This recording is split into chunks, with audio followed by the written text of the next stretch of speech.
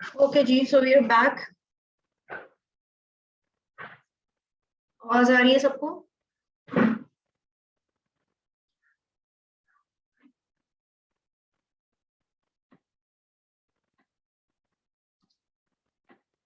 Okay, सो अब हम कुछ बात कर लेते हैं होस्ट डिफेंस मैकेनिज्म की।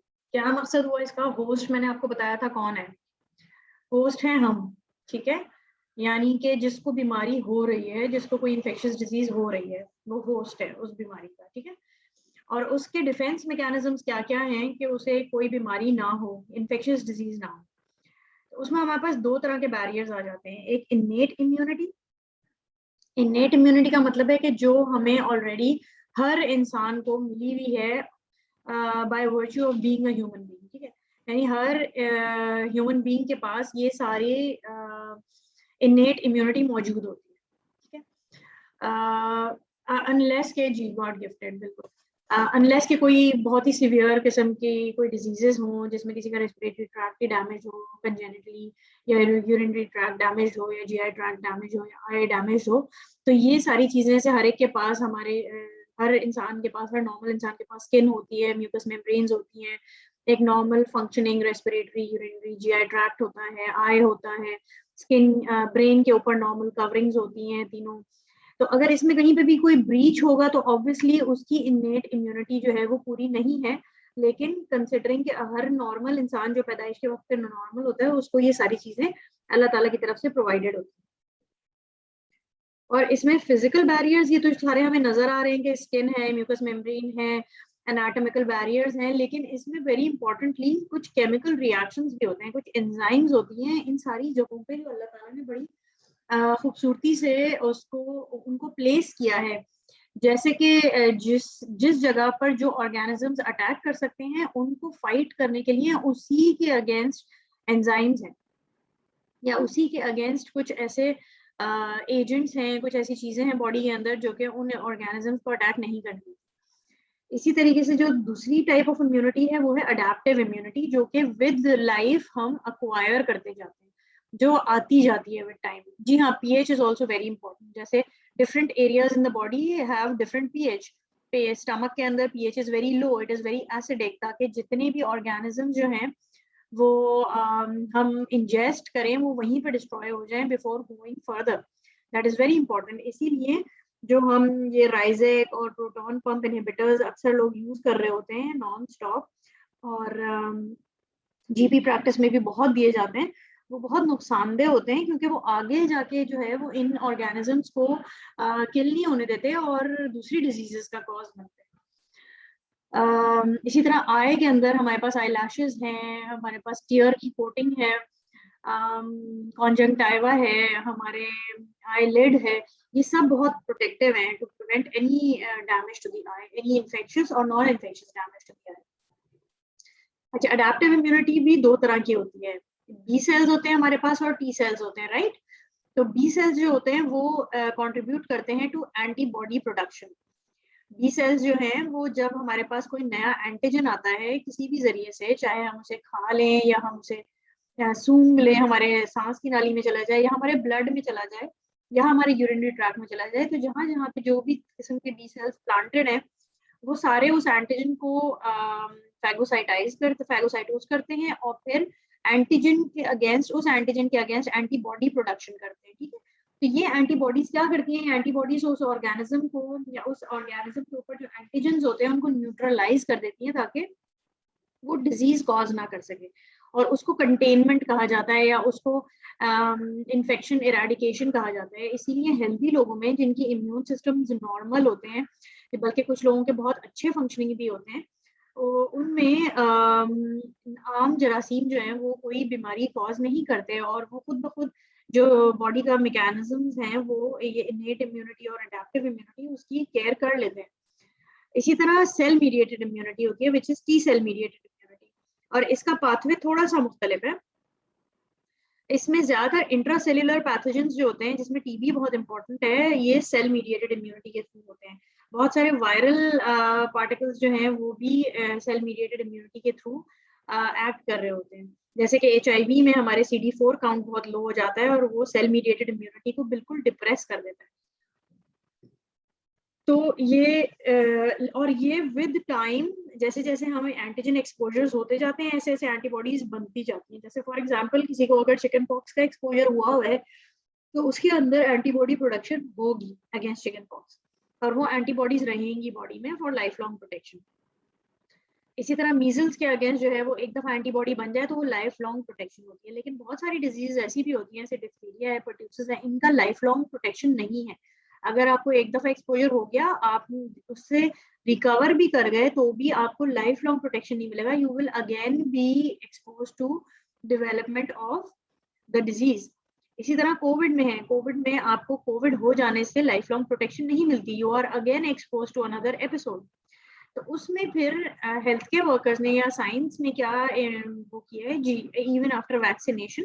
सो vaccination is a method where जिन जिन डिजीजेस के अगेंस्ट हमारे पास वैक्सीन हैं उनमें we can confer prolonged protection. वो भी बहुत सारी डिजीजेस में लाइफ लॉन्ग नहीं है। Vaccination does not give life long protection in many diseases, so you need to keep repeating vaccination at different interval. ये डिजीज टू डिजीज वैरी करता है, टाइप ऑफ वैक्सीन से वैरी करता है।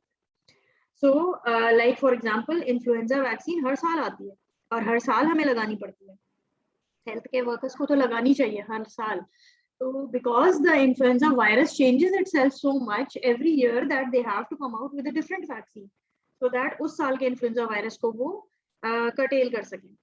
इसी तरह आपकी जो हेपेटाइटिस बी की वैक्सीन है वो शायद आप लोगों ने सबने भी हेल्थ केयर वर्कर्स लगा ली होगी, अगर नहीं लगाई है तो प्लीज लगवा लीजिए। हेपेटाइटिस, उसमें हम हेपेटाइटिस बी वैक्सीनेशन के बाद हेपेटाइटिस बी के एंटीबॉडी टाइटर्स चेक करते हैं, और अगर एंटीबॉडी टाइटर मोर देन 10 है सो दैट इज प्रोटेक्टिव। अगर 10 से ऊपर नहीं है then you need a booster. So every 2 years 3 years आप अपना बूस्टर, आप अपना टाइटर चेक कराएं। अगर पहले आपका बॉर्डर लाइन था, कोई 20-20 के करीब था, तो हर साल चेक कराएं, ठीक है।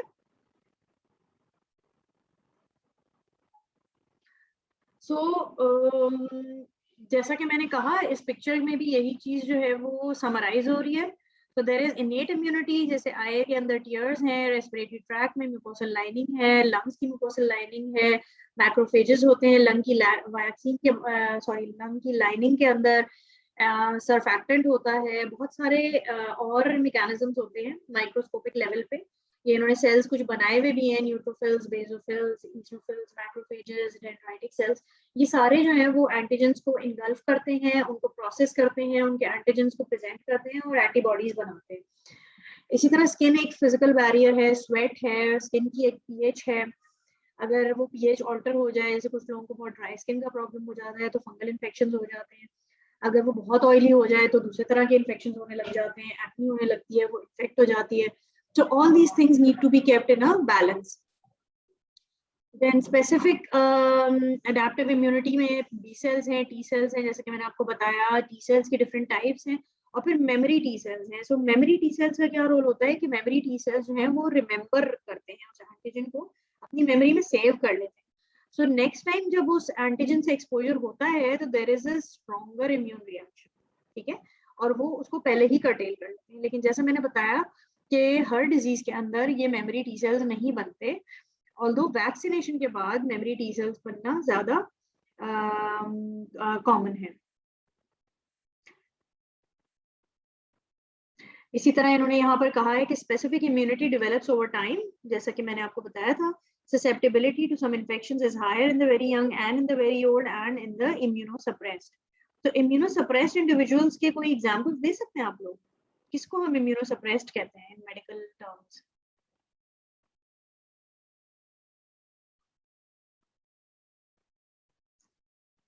Yes, HIV, very good. So हर HIV वाला immunosuppressed होगा? Chemotherapy patients, very good. और इसके अलावा कोई बहुत कॉमन चीज है हमारे मुल्क में? Hepatitis C, yes, patients taking steroids, very good. Diabetes, very important. Every third, fourth person in Pakistan is diabetic, and diabetes impairs your immune system. Why does it impair your immune system? Because जब sugar level normal नहीं होता तो आपके ये सारे जो cells हैं, neutrophils, basophils, macrophages, B cells, T cells, इन सब का फंक्शन जो है वो सेल्यूलर लेवल पे डैम्पन हो जाता है और ये सही तरीके से फैगोसाइटोज नहीं कर सकते, सही तरीके से एंटीजन प्रेजेंट नहीं कर सकते और हेंस आपके जो इन्फेक्शंस होते हैं वो बहुत ओवरवेलमिंग होते हैं डायबिटीज। सो डायबिटीज को लोग सीरियसली नहीं लेते, उसको कंट्रोल नहीं करते। अगर हाइपरग्लाइसीमिया अनकंट्रोल्ड है तो it will lead to all sorts of infections, and we consider diabetic patients who are uncontrolled diabetics as immunosuppressed people. Yes, neutropenics, very good. So aplastic anemia, post chemotherapy neutropenia, ये सब, या किसी को अगर ये anti inflammatory agents जो हमारे टोसिलिसिमैब और इस तरह की चीजें मिल रही होती हैं, मोनोक्लोनल एंटीबॉडीज, ये सारे न्यूट्रोपेनिक हो जाते हैं and they develop severe bacterial infections also and viral infections, even fungal infections also. CKD वाले patients, हमारे जो chronic kidney disease वाले patients होते हैं, they are also neutropenic, they are also immunosuppressed. Okay, very good. The numerous physical and chemical attributes of the host protect against bacterial infection. These defenses include antibacterial factors in secretions covering mucosal surfaces and rapid rate of replacement of skin and mucosal epithelial cells. Once the surface of the body is penetrated, the bacteria encounter an environment virtually devoid of free iron needed for growth, which requires many of them to scavenge for this essential element. So iron is required for bacterial growth, और फिर वो different तरीकों से उस iron को acquire करते हैं to sustain their growth. और उसमें सबसे इंपॉर्टेंट जो है सोर्स ऑफ आयरन क्या हो सकता है, हमारा blood. So blood, haem is a very important source of iron, and इसीलिए बहुत सारे बैक्टीरिया जो हैं उनके अंदर एक एंजाइम होता है विच इज कॉल्ड हीमोलाइसिन। तो वो हीमोलाइज करते हैं हमारे ब्लड को और वहीं से आयरन डिराइव करते हैं अपनी ग्रोथ के लिए। So bacteria invading tissues encounter phagocytic cells that recognize them as foreign, and through a complex signaling system involving interleukins, eicosanoids, and complement mediate an inflammatory response in which many lymphoid cells participate. So ये cellular level पे बता रहे हैं आपको कि ये सारा signaling system activate हो जाता है, सारे B cells, T cells जाके, there are many complement pathways जिनको activate करते हैं और फिर cellular level पे interleukins और आपके अदर इन्फ्लेमेटरी साइटोकाइंस, कॉम्प्लीमेंट्स, ये सब एक्टिवेट हो जाते हैं और फिर उस इन्फेक्शन को या तो कर्टेल कर लेते हैं, या फिर कर्टेल अगर नहीं कर पाते तो फिर वो despite this immune reaction it still spreads. So susceptibility क्या होती है? Susceptibility is a state of being susceptible, यानी इजीली इन्फेक्टेड या affected. A susceptible person does not possess sufficient resistance against a particular pathogen to prevent contracting that infection or disease when exposed to the pathogen. यानी अगर आप किसी को एक infection से expose करेंगे तो वो उस इन्फेक्शन से फाइट नहीं कर सकता बल्कि उसको अक्वायर कर लेगा। तो अगर हम कोविड की बात करें तो who is susceptible to Covid?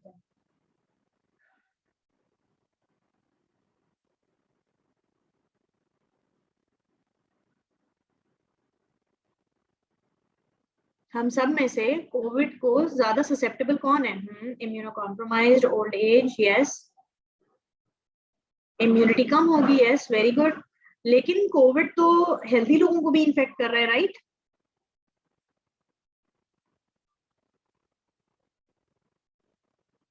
आप में से कितने लोगों को कोविड हो चुका है?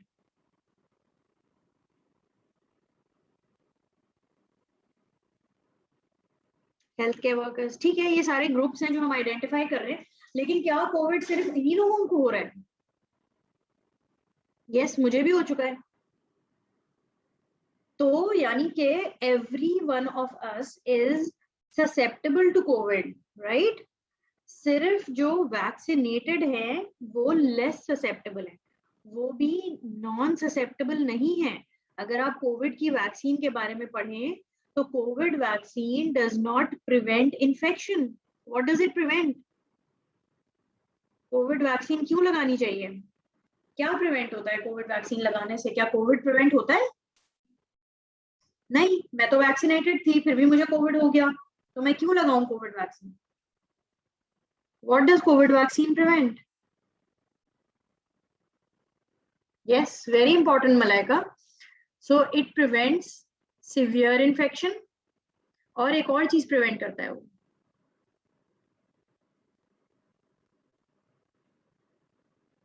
दो चीजें कोविड वैक्सीनेशन प्रिवेंट करती है, एक सिवियर डिजीज और एक मॉर्टेलिटी, ठीक है। और इसमें भी obviously different vaccines have different levels of protection. yes, it can prevent mortality, but again different vaccines, यानी different makes of the vaccine, different platforms of vaccine, वो prevent करती हैं severity and mortality. These are the two things. Infectivity prevent नहीं करती, susceptibility prevent नहीं करती, ठीक है। तो कोविड वैक्सीन, कोई भी वैक्सीन चाहे कितनी भी अच्छी हो, ये दावा नहीं करती कि हम कोविड प्रिवेंट कर देंगे, यानी आपको कोविड होगा ही नहीं। आप कोविड वार्ड में चले जाएं और वहां पर 1 घंटा बैठे रहें बगैर मास्क के, वापस आ जाओ और कहें मैंने तो वैक्सीन लगाई, मुझे कोविड नहीं होगा, ऐसा नहीं हो सकता, ठीक है। कोविड आपको होगा, लेकिन लेस सिवियर होगा, एसिम्टोमेटिक होगा, माइल्ड सिम्टम्स होंगे, जल्दी रिकवर आप कर जाएंगे। These are the benefits of getting a Covid vaccine, which are also very important with reference to the fact that COVID is now a pandemic, or it is very dangerous for some working groups just like us. We are healthcare providers, and it is now an occupational hazard for us to be in contact with COVID, right? इसलिए ये चीजें prevent करता है। So इस concept को थोड़ा सा समझें कि ससेप्टेबल होना और ससेप्टेबल ना होना में क्या डिफरेंस है, राइट। तो ससेप्टेबल तो हम अभी भी हैं टू कोविड, लेकिन हम मोर प्रोटेक्टेड हैं टुवर्ड्स सिवियर डिजीज, ठीक है। Is that clear? अच्छा, जो ससेप्टेबल नहीं है उसको हम क्या कहेंगे? उसको हम कहेंगे इम्यून, राइट। या तो एक शख्स ससेप्टेबल होगा या फिर इम्यून होगा टू दैट डिजीज। अच्छा, इम्यून कौन हो सकता है?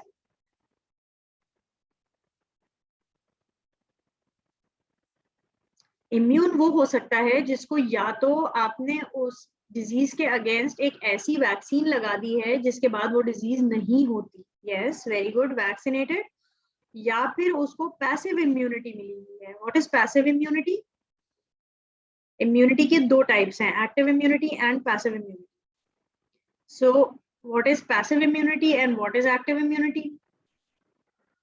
आपने सुना होगा कि एक mother, yes, genetic, not really genetic in infectious diseases, लेकिन अगर मदर से ट्रांसमिट हो जाती हैं कुछ एंटीबॉडीज टू द बेबी, तो वो कुछ अरसे तक उस बेबी के अंदर सर्कुलेटिंग रहती हैं और उसको प्रिवेंट कर देती हैं from developing some infections. Very good.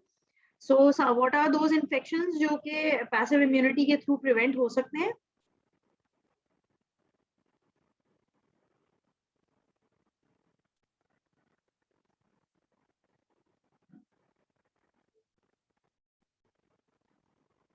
So some of these infections could be MMR, जो कि वैक्सीन हम 9 मंथ्स पे लगाते हैं ना बच्चों को, हम इवन बर्थ पे नहीं लगाते। That is because if the mother is immune, then the mother's antibodies circulate in the baby for nearly 8 to 9 months. Yes, and that is why they don't need the antibody that early, ठीक है। और active immunity क्या है? Active immunity is vaccination against a disease, ताकि वो फिर उसको ना हो, रेजिस्टेंस डेवलप हो जाए उस पेशेंट को उस डिजीज के अगेंस्ट। अगेन ये रेजिस्टेंस के डिफरेंट लेवल्स हो सकते हैं, जैसे कि हमने कोविड के बारे में भी डिस्कस किया, ठीक है। Clear to all?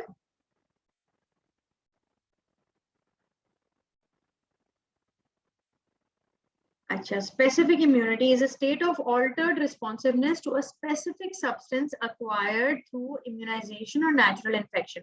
In certain diseases, this protection can last for the life of the individual. Specific immunity is the same as acquired or active or passive immunity, only that it is specific for that organism. ठीक है ना? हमने जिस organism के against immunity ली है, ये उसी organism के अगेंस्ट स्पेसिफिक है और दूसरे ऑर्गेनिज्म के अगेंस्ट हमें प्रोटेक्ट नहीं करेगी। Simple. Then acquired immunity is resistance acquired by a host as a result of previous exposure to a natural pathogen or foreign substance. जैसे हमने पहले डिस्कस किया इनेट एंड एक्वायर्ड इम्यूनिटी, ठीक है, immunity to measles following measles infection या तो फिर after vaccination, तो those will be counted as acquired immunities. Herd immunity, ये बड़ा इंपॉर्टेंट कॉन्सेप्ट है और कोविड के बारे में बार बार लोगों ने हर्ड इम्यूनिटी की बात की है। So what is herd immunity, what is a herd? Heard का मतलब क्या है?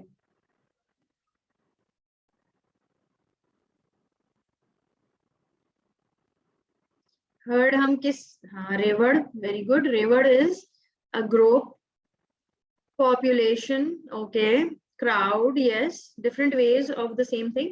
So herd usually animals के लिए use होता है, right?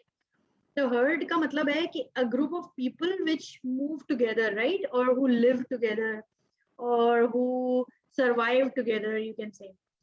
So it could mean that Pakistan के सारे लोग एक herd बना रहे हैं, या कराची के सारे लोग एक हर्ड बना रहे हैं, या एक वर्किंग प्लेस के सारे लोग एक हर्ड बना रहे हैं, ठीक है ना, एक कम्युनिटी में रहने वाले सारे लोग एक हर्ड बना रहे हैं। These are different ways of looking at a herd.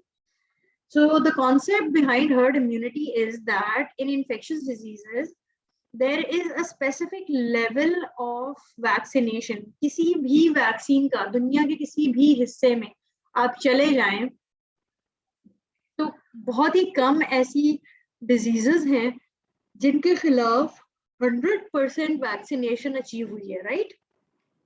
तो एक एग्जांपल दे सकता है किसी ऐसी बीमारी की जिसके अगेंस्ट 100% वैक्सीनेटेड है पूरी दुनिया और अब वो इरेडिकेट हो गई है? ऐसी कोई डिजीज किसी को याद आ रही है, infectious disease?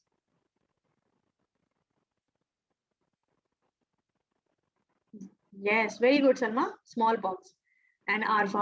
So smallpox is a disease जिसके against the whole world was vaccinated, 100% vaccination, and it got eradicated, right? अब हमें उसके अगेंस्ट वैक्सीनेट होने की जरूरत है या नहीं है? हम करते हैं अपने आप को वैक्सीनेट या अपने बच्चों को वैक्सीनेट? नहीं करते हैं हम, बिकॉज अब वो है ही नहीं दुनिया में। सपोज अगर ये, yes very good Waqar, polio in some countries, I talk about polio. अगर हमारे दुनिया में स्मॉल पॉक्स दोबारा से इमर्ज कर जाते हैं फॉर एग्जांपल, फिर क्या होगा? क्या हम सब इम्यून होंगे या हम सब ससेप्टेबल होंगे?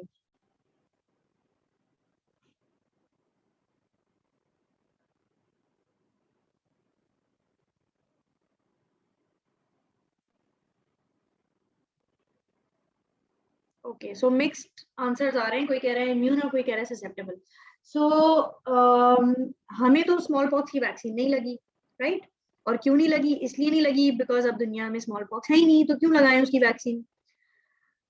अगर स्मॉल पॉक्स दोबारा से इमर्ज कर जाता है किसी तरीके से तो हम सब ससेप्टेबल होंगे, बिकॉज, और वो फिर रैपिड फायर की तरह फैलेगा because everybody is susceptible. No one in the world at this moment except for some very old people may be, जिनके जमाने में लगी होगी उनको स्मॉल पॉक्स वैक्सीन, और उसकी भी अब लेवल नहीं पता कि क्या होगा उस वैक्सीन का, हम सब ससेप्टेबल है। Okay, so these kind of organisms are could be a source of bioterrorism, okay, and these organisms are still saved in research labs at a specific place. They're not present in every country, it's only I think in the US, and it's through US they are saved at a specific laboratory to do some research in case it reemerges. So ऐसा नहीं है कि ये 0% small pox रह गया है दुनिया में, yes, through CDC it is still there in some labs, it exists and it could be a source of bioterrorism in future. और एक organism का कोई नाम बता सकता है infectious agent which is used as bioterrorism? It has previously been attempted to be used as bioterrorism. Hollywood movies देखता है कोई? CDC is the Center for Disease Control in US. उसकी वेबसाइट बहुत इंफॉर्मेटिव है, if anybody is interested in infectious diseases, general people के लिए, layman के लिए, इवन हेल्थ केयर वर्कर्स के लिए, they have lots of resources, you can go up to them and look for their recommendations, explanations regarding many diseases. Anthrax, yes, very good Shabnam. The anthrax is one disease that is that has been attempted to be used as bioterrorism, because again उसके खिलाफ लोग vaccinated नहीं हैं and it spreads as rapid fire. So let's get back to the concept of herd immunity. So herd immunity का concept ये है कि if a certain percentage of the population is vaccinated for a certain disease, then that disease will stop spreading or spread at such a low level that it will not be a public health concern. It will still be a healthcare concern, but not a public health concern. Yani public health aspect say looking at big communities, looking at the whole country, policy making के aspect से वो disease इतनी important नहीं रहेगी because most of the population is vaccinated. Now there are separate formulas for calculating what is the level of herd immunity required for every disease, and that takes into account the efficacy of the vaccine, the reproductive rate of the organism, whether it's a virus or a bacteria, and the percentage of population that is susceptible. Okay, so like for most diseases, it varies somewhere between 70% to 80%. In some diseases, it may even require 90%. So here we are not, it is important to understand that we are not talking about eradication of the disease. The disease will still be there in the community, but most of the people, like in this diagram, if you can appreciate, on the left, there is a picture that is showing a population when there is no herd immunity, right? And everybody is either blue or red. So blue are the ones who are not exposed, and red are the ones who are exposed, and everybody who's exposed is getting the disease, right? On the right side is a diagram that is showing green population also, who are immune population. So in blue are the susceptible, and in green are the immune population. So they are no longer susceptible, and in red are the infected. So the infected now can only spread to the blue ones, which are the susceptible ones. The immune ones will not receive the disease, even if they get exposed. So in that case, low level transmission of the disease continues, but it does not turn into an epidemic or a pandemic. It remains at endemic levels in some populations and may even get eradicated in some populations if the spread becomes very, very slow or low. Okay, is this clear? Herd immunity का concept clear हो गया है सबको?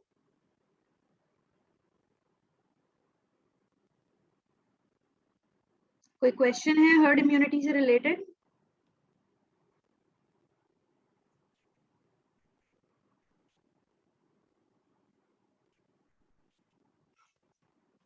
Okay. So let's move on to virulence.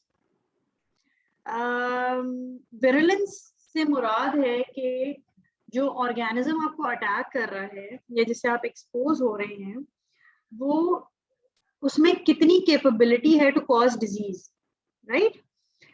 Her bacteria या virus के अंदर कुछ factors होते हैं, जैसे सम बैक्टीरिया और viruses are very deadly and some are not. They cause low level infections or lighter infections compared to some other bacteria or viruses. And we will discuss these. Yes, capacity to cause any disease. So virulence factors help the bacteria to invade the host, cause the disease, and evade the host defenses. Host defenses की हमने बात की थी, right? So many of these virulence factors are against those host defenses. So how they are against those host defenses, we will discuss some of them. Yes, degree of pathogenicity. Rubina, very good. Adherence factors. Now, it's in order to cause disease in the human body, it's very important that the organism stays on the surface or mucosal membrane, wherever they have come in contact. If they are not able to stay in contact, then they cannot cause disease that much. थोड़ी देर के लिए रुकेंगे, हट जाएंगे, and they will not be able to grow or cause damage to the mucosa or the skin and will not be able to multiply at that site.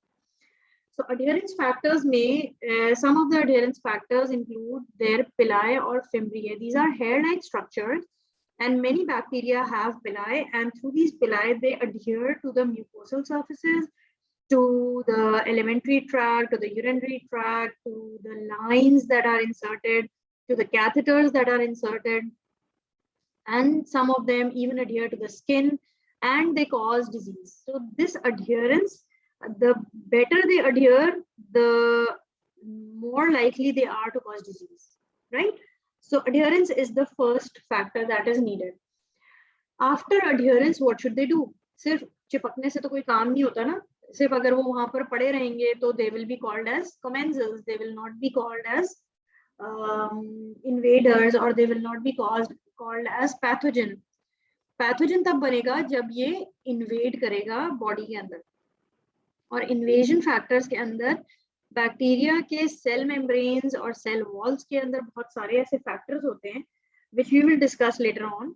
Enzymes होते हैं, proteins होते हैं which cause damage to the host surfaces, whether there are mucous membranes or skin. And sometimes these invasion factors can be encoded on plasmids. Plasmids क्या होते हैं? Plasmids are exchangeable nuclear material. Okay, it is like some molecules which carry some RNA or DNA, and that can be transferred like even at a distance. दो bacteria अगर थोड़े दूर भी एक दूसरे से reside कर रहे हैं, they can exchange plasmids through their environment. It's very interesting, intriguing that how they can do this. But yes, through the air, जैसे कि बॉल से कैच खेला जाता है, they can transfer these plasmids, and that is why it's very important to separate patients who have MDR organisms growing on their bodies or in their lines or anywhere, because these bacteria can communicate to the bacteria that are present on some other patient and develop more resistant genes and acquire more resistant genes. Okay, and these plasmids are separate from the genetic material that is present on the chromosome. So this is exchangeable, क्योंकि chromosome तो exchange नहीं कर सकता bacteria ना, एक bacteria दूसरे bacteria से अपना chromosome exchange नहीं कर सकता, लेकिन plasmids exchange कर सकता है, और these plasmids carry these information about resistance, how to acquire resistance. तो यानी एक बैक्टीरिया दूसरे बैक्टीरिया को एक तरह से टीच कर रहा होता है कि तुम कैसे ज्यादा विरुलेंट बन जाओ.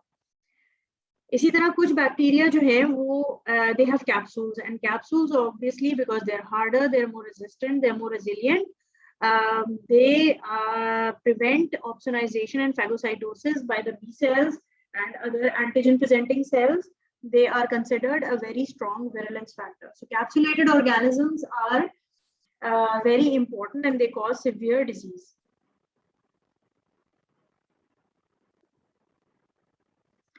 ये एक जेनरिक किसी स्पेसिफिक बैक्टीरिया का डायग्राम नहीं है, एक जेनरिक बैक्टीरिया का डायग्राम है जिसके अंदर विरुलेंट फैक्टर्स दिखाए हैं कि क्या क्या हो सकते हैं. सो जैसे कि हमने बात की एडहीजन के लिए पिलाए हो सकते हैं, जैसे मैंने आपको बताया हेयर लाइक स्ट्रक्चर्स होते हैं. फिर ये इन्होंने एक कैप्सूल बनाई हुई है अराउंड द ऑर्गेनिज्म. एडहीजन्स हैं, एडहीजन के लिए और प्रोटीन्स हैं अदर देन द फिम्ब्रिया या पिलाए जो कि एंकर करते हैं बैक्टीरिया को ले जाके. इसी तरह विरुलेंट एंजाइम्स हैं जो कि उनके सेल मेम्ब्रेन्स के अंदर होती हैं. दीज एंजाइम जो हम अभी आगे जाके बात करेंगे, ये क्या करती हैं एंजाइम्स और किस तरीके से डैमेज करती हैं होस्ट सेल्स को. लाइपोपॉलीसैकेराइड है, अगेन जो लाइपोपॉलीसैकेराइड है उनकी बैक्टीरियल सेल मेम्ब्रेन के अंदर, ये भी जो है वो अटैचमेंट में हेल्प करता है. Flagella, so you can see this is a longer hair-like structure. That is a flagella. And what does a flagella help to do? आप लोगों ने कभी पढ़ा होगा बायो में, फ्लैजिलम से क्या होता है?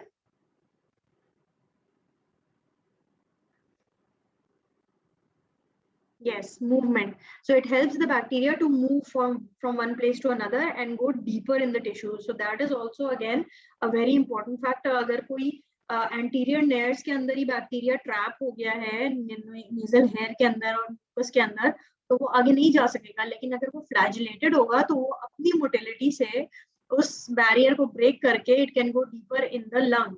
ठीक है, जहां पर आपके डिफेंसेस हैं लेकिन they are weaker than the anterior nares defences. इसी तरह आयरन बाइंडिंग प्रोटीन है, जैसे मैंने आपको बताया था कि बहुत सारे बैक्टीरिया आयरन पे डिपेंड करते हैं, सो ये उसको हीमोलाइज करके ब्लड को और फिर आयरन से बाइंड करते हैं. Then there are virulent surface proteins. Different bacteria have different kind of surface proteins. Then there are exotoxins and endotoxins, right? Endotoxins and exotoxins हम थोड़ा सा आगे जाके भी डिस्कस करेंगे.